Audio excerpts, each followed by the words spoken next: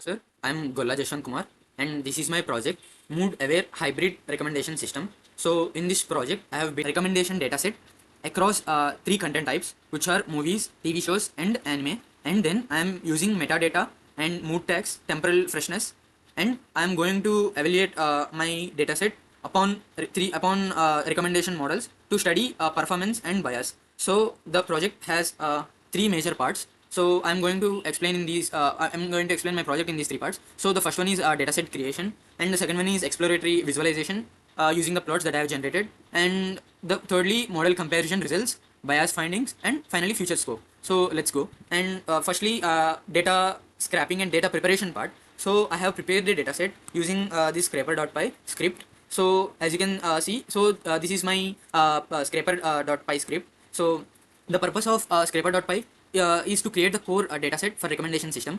So instead of using only one public benchmarking dataset like Movie Lens, this project builds a cross-domain streaming catalog by collecting data from two APIs. So the first one is TMDB API. So you can see here the TMDB API key and the TMDB base URL, like you can see here, and Gcon. So what these two basically means, so the TMDB API is for scraping movies and TV shows, and Gcon API is for anime metadata from my anime list. So this is important because most traditional recommendation datasets are limited to only one domain. Like Movie Lens is mostly movies, and anime datasets are usually only animes, no movies, no TV shows, no series like that. So my project combines movies, TV shows, and animes into one unified dataset so that recommender behaves more like a real streaming platform. So basically, I'm creating a dataset that resembles Netflix. So it like as Netflix contains movies, TV shows, and animes. So I am creating a dataset by scrapping these two URLs. From these two URLs, I'm scrapping TV shows, movies, and animes. So it basically resembles a real streaming platform like Netflix. So the script starts by defining project paths. As you can see here, the project paths like project root, data root, and from the data root where raw data is stored and where the processed data is stored, like that. So the raw API outputs are saved as movies raw CSV. You can see here in it data, under data and under raw. You can see anime raw, movies raw, TV raw. These are raw CSV files, and you can see here this is anime, like you can see Naruto, Jujutsu Kaisen, like this, and you can see content type. Here it is the content type is anime, and we have genre, title, ID, vote average, vote count, overview, popularity, and the language, like this, like the metadata of the anime raw. This is I have extracted. And secondly, movies raw. Similarly, you can see here Star Wars, Mad Max, Fury Road, like that. And thirdly, TV shows. You can see here the content type is TV, like the Marvel's Daredevil, Supergirl, like this. So I have scraped three raw CSV files, and then I what I have done is combined these three raw files into one master dataset. So this is my master dataset, and I am going to show it here. So this is my master dataset. As you can see here, if we go to content type, so let's go to content type. So movies, and if we go down, you can see anime here, and in middle we can see TV shows. Here we can see TV shows like The Rise of Empire, Fog of five elements, like that. So this is the final combined data set, and it is saved as master data CSV. So major strength of the scraper is that it is written for stability. So first point is this, like I have faced problems like I have faced since like API scraping can fail due to timeout and rate limits and SSL errors or connection resets. So I created the scraper in a way that it is for stability, and it can also scrape more data from the server, from the URLs without disconnecting, without connection resets. The key research, like the key contribution, begins after the scraping. The script creates two custom features as we go in the script. So this is like the session factory, make a session, like it will create a session, and after that request counter, like it is for the session renewal. So to not to make the section timeouts, it is for the session renewal. And next the fetch wrappers, like the fetch TMDB, fetch Gcon. So it will fetch the endpoints, like it will take the URL and the endpoint, it will go and it will connect that. So and it will return the data. So it will fetch the data, and after that this is for the scraping movies and scraping TV shows and scraping animes, scrape anime. And here the main part. So this is where my dataset and remaining datasets differ. So what I have done is, the first is mood tag. So I'm assigning mood tags. So this gives the system a mood aware layer. Instead of recommending only based on rating or similarity, the system can based on how the user wants to feel. Like if the user watching action, thriller, horror, crime, like these genres, the mood is mapped to intense. Like the user wants to see intense movies, or if the user watches comedy, animation, family type of things, then we can map the mood of the user to light. Like that, we will map the moods to intense, light, emotional, escapist, thoughtful. So this is the mood aware layer, and after that the second one is assign decay. So what does this mean? Like is, so this function assign decay gives a higher value to content that is popular and recent. So it basically is, so it gives the higher value to popular and recent one, and lower value to lower or low freshness value to old ones. So a very popular recent title gets a high decay score, and while older content gradually receives a lower freshness value. So finally, the script combines movies, TV shows, and anime into one master dataset. It removes duplicate records based on ID and content type, applies mood tagging, computes decay score, extracts release year, and saves the result. So let's go to visualization. Secondly, coming to the visualization part, so I've generated my visualization using this generate eda.py. So here are my visualizations in results. You can see here the plots. So if we see here in the generate eda.py, you can see like I have assigned the project group data path and results directory where my results will be stored, and the plot file names like the plots like these. And here I'll like here like you can see define plot content distribution, like it will generate the first plot and second plot and so on. So one by one I will explain all the plots, what these plots mean. I will explain these. So the first plot is content distribution across the dataset. So this plot shows the distribution of content types in the dataset. We have around 3446 movies and 2590 TV shows, 2145 anime entries, like anime data points. So we have a totally of 8300 data points. So I have scrapped 8300 data points, and in these 8300 data points, these are the distribution of the content types, like the data points across these three content types. These are the cross domain dataset rather than a movie only dataset like movie lens. This helps the recommender behave more like a real streaming platform where users consume multiple content formats. So let's go to the second plot. Second plot is mood tag distribution. So this plot shows the distribution of mood categories generated from journs, as I explained in scraper dataset.py, like where, how I have like how I have defined mood, how I have mapped the mood as I have shown in that scraper.py. So here the mood tag distribution. So from the pie chart, you can see that intense and light moods dominate the dataset, while thoughtful and escapist mood tags are underrepresented. So this reveals a mood coverage imbalance, which is important because the recommender may struggle to provide diverse recommendations for underrepresented moods. So in that way, this plot helps. And coming to the third plot, which is rating distribution by content type. So this plot compares rating distributions across three content types: movies, TV shows, and animes. So the purpose is to study whether one content type across one content type consistently receives higher ratings than others. This matters because collaborative filtering models learn from rating patterns. So rating imbalance can indirectly bias recommendations toward certain content types. So in that way, for the collaborative filtering, this plot matters. And for the plot 4, popularity box plot. So this plot is box plot for popularity spread by content type. So this basically shows spread of popularity values across content types using a log scale. We can observe a long tail distribution where a few titles are extremely popular, and while most have moderate popularity. So this is important because recommenders often over promote highly popular content, leading to popular bias. So this plot can say popularity bias. And the plot 5 is gender heat map. So from the plot we can see how each content type and each gender is mapped. Like we can see some gens are strongly associated with specific content types. This matters because content based recommendation using gens as features. So gen imbalance directly affects similarity learning and recommendation behavior.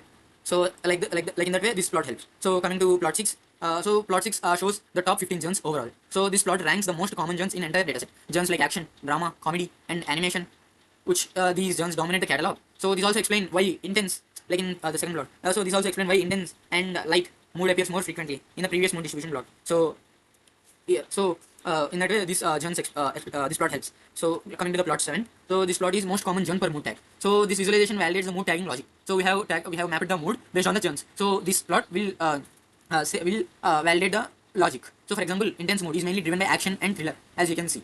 And this shows that mood tags are not random but are grounded in genre semantics. So coming to the plot 8, which is rating by year. So plot 8 is average rating by release year. So this line plot studies how ratings vary across release years. The main purpose is to analyze whether newer content performs differently from older content. This is important because the project introduced temporal decay. The second point that difference my dataset and the existing dataset. So this is important. This plot is important because the product introduces temporal decay. So we need to balance freshness with long-term relevance. So coming to the plot 9, which is decay versus year. So this plot visualizes the temporal decay feature introduced in the project. Recent and popular titles receive higher decay scores, while older content gradually receives lower freshness weight. So this supports the hybrid re-ranking formula, where recommendations are adjusted using temporal freshness. So coming to the plot 10, which is long tail distribution or popularity bias. So this plot shows the classic long tail structure of recommendation datasets. So a small number of titles receive most interactions, while majority receive few. This creates popularity bias because CF means collaborative filtering tends to repeatedly recommend already popular items. So in that way, this plot helps. So coming to the plot 11, which is language distribution. So this is basically the bias analysis. So this plot studies language representation in the dataset. As you can see, English content is significant, non-English content also forms a major portion of the catalog. So maximum TV shows and movies are English, and in my dataset maximum are English, and animes, mostly animes are Japanese, Korean. So like that we can see the languages and their distributions. So nextly, plot 12, which is mood coverage heat map by content type. So this heat map shows how mood categories are distributed across movies, TV shows, and animes. Some moods are strongly represented in certain content types, while weak in others. This is important for fairness, because mood-aware recommendation should ideally provide balanced recommendations across different content categories.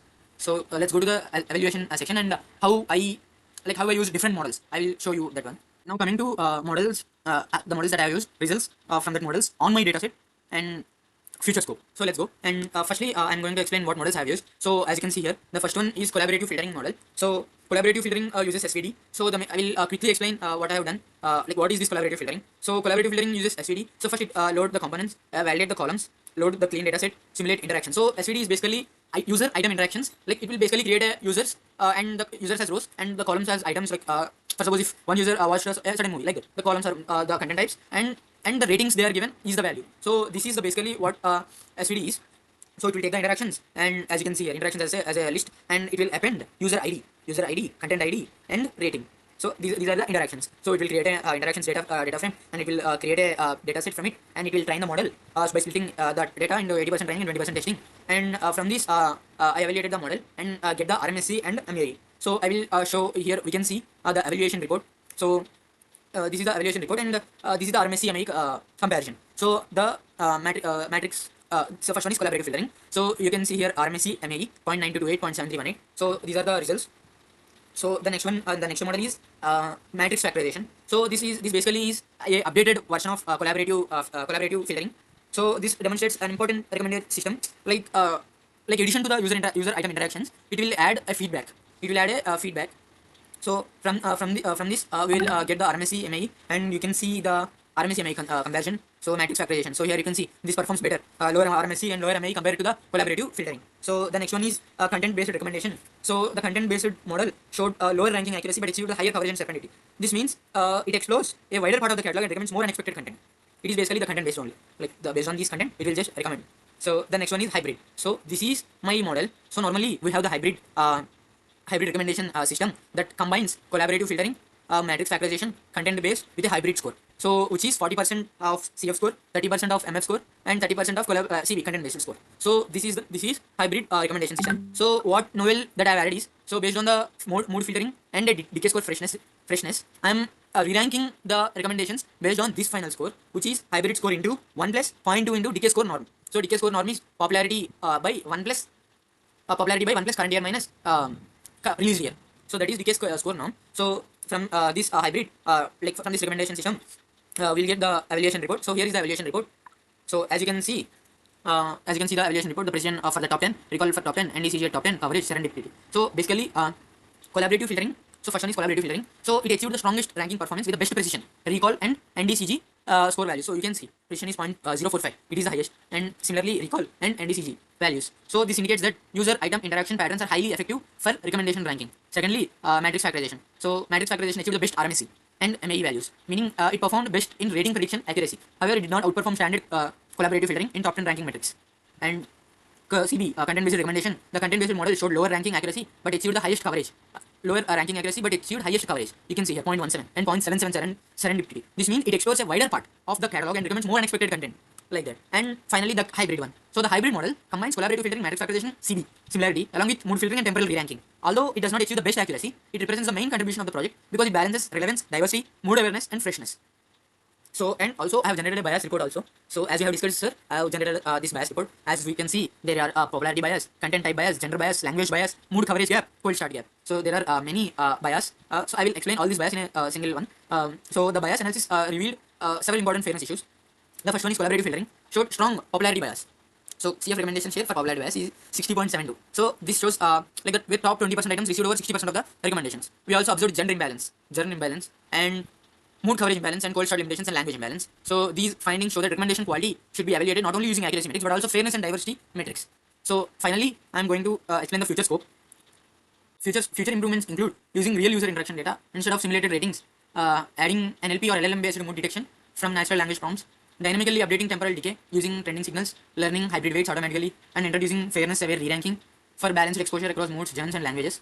So this is the feature scope part. And finally, I'm concluding this project. So basically, this project builds a complete pipeline by creating a cross-domain streaming dataset, introducing mood-aware and freshness-aware recommendation features, comparing multiple recommendation models, and analyzing both performance and fairness aspects of the system. Thank you.